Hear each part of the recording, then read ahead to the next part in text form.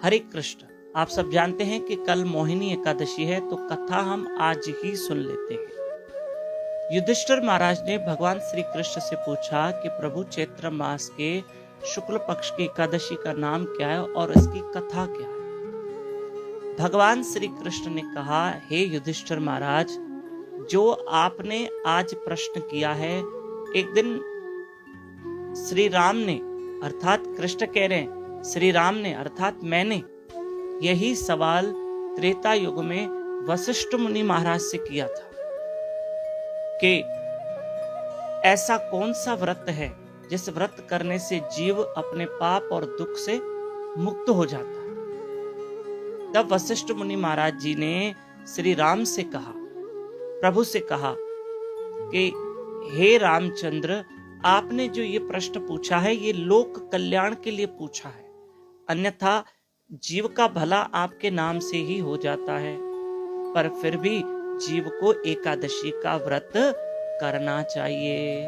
ये वशिष्ठ मुनि महाराज ने श्री राम से कहा कि वैशाख मास के शुक्ल पक्ष की मोहिनी एकादशी का व्रत पालन करना चाहिए।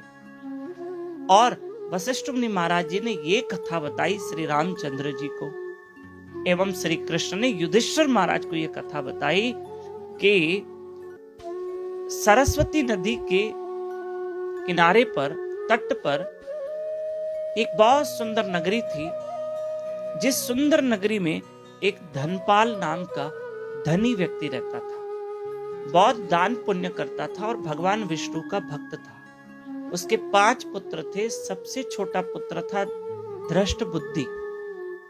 वो सबसे जो छोटा पुत्र था, उसने अपने जीवन में बहुत पाप कर्म किए।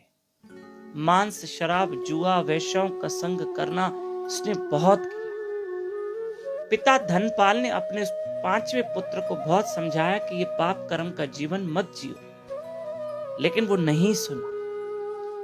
ऐसे में पिता ने इसको घर से निकाल दिया। परिजनों ने, रिश्तेदारों ने त्याग कर दिया। अब ये इसको घर से निकाल दिया तो ये पेट गुजरान कैसे करे, पेट पूर्ति कैसे करे, तो ये चोरी चकारी करने लगा और 1-2 बार राजा की पकड़ में आ गया। पर राजा ने छोड़ दिया कि ये धनपाल का पुत्र है, इसका पिता बड़ा महान और नेक दिल है। पर ये बार बार चोरी करता, तो एक बार राजा ने इसको कारागृह में बंद करके इसको दंड दिया था और फिर कारागृह से मुक्त करके कहा, चले जाओ यहां से।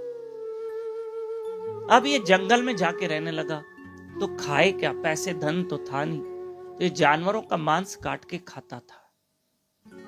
लेकिन एक दिन आखिर वो बहुत दुखी हो गया। एक पेड़ के नीचे बैठा था शांत, तो वहीं से कौंडिन्य ऋषि निकले, जो गंगा स्नान करके आ रहे थे। कौंडिन्य ऋषि के जो, क्योंकि वे गंगा मैया में नहा के आ रहे थे, तो उनके शरीर पे भी गंगा जल लगा हुआ था। तो कुछ बूंदे जाके उस दृष्ट बुद्धि को लगी। ऋषि के शरीर के जल की कुछ बूंदें उस दृष्ट बुद्धि के ऊपर गिरी, तो उसके पाप समाप्त हो गए, उसका विवेक जागृत हो गया। वो ऋषि के चरणों में बैठ के रोने लगा कि जीवन में मैंने पाप किए, मैं कैसे मुक्त हो जाऊं। कौंडिन्य ऋषि ने कहा कि वैशाख मास के शुक्ल पक्ष की आप एकादशी, जो मोहिनी एकादशी है, उसका व्रत पालन करो। तुम अपने फिर समस्त पापों से मुक्त होकर ईश्वर के धाम चले जाओगे। ऐसा ही हुआ कि दृष्ट बुद्धि ने उस एकादशी का व्रत किया और फिर अपने सारे पाप कर्म से मुक्त होकर वो विमान में बैठ के भगवान के गोलोक धाम में चला गया।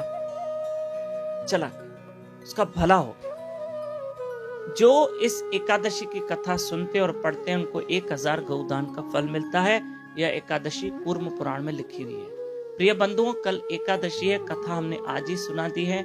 कल सुबह गुरुवार के दिन हमारे साथ एकादशी के दिन जल्दी उठिए प्लीज। सुबह 4:30 से 5:30 बजे ब्रह्म मुहूर्त में उठकर हमारे साथ जप करें, हरी कथा सुने, only on YouTube channel Damodar Das में। जहां तक बच्चों के बाल संस्कार मंदिर, हमने शाम को 6 दिन लिए थे, पर वो सिर्फ हम 3 दिन ही ले पाए हैं। सोमवार, मंगलवार, बुधवार, गुरुवार, शुक्रवार, शनिवार बाल संस्कार मंदिर लाइव नहीं होगी।